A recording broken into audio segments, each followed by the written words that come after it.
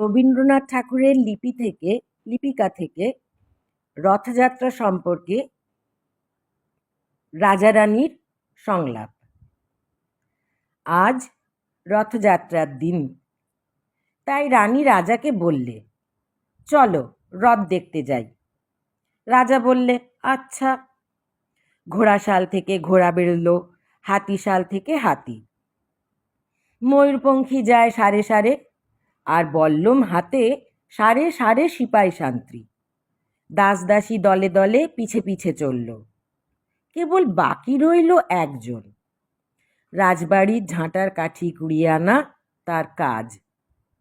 সর্দার এসে দয়া করে তাকে বললে, ওরে তুই যাবি তো আয়।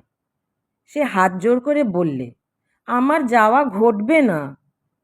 রাজার কানে কথা উঠল, সবাই সঙ্গে যায়, কেবল সেই দুঃখীটা যায় না। রাজা দয়া করে মন্ত্রীকে বললে, ওকেও ডেকে আনো। রাস্তার ধারে তার বাড়ি। হাতি যখন সেইখানে পৌঁছল, মন্ত্রী তাকে ডেকে বললে, ওরে দুঃখী, ঠাকুর দেখবি চল। সে হাত জোর করে বলল, কত চলবো? ঠাকুরের দুয়ার পর্যন্ত পৌঁছই এমন সাধ্য কি আমার আছে? মন্ত্রী বললে, ভয় কি রে তোর? রাজার সঙ্গে চলবি। সে বললে, সর্বনাশ, রাজার পথ কি আমার পথ? মন্ত্রী বললে, তবে তোর উপায়? তোর ভাগ্যে কি রথযাত্রা দেখা ঘটবে না?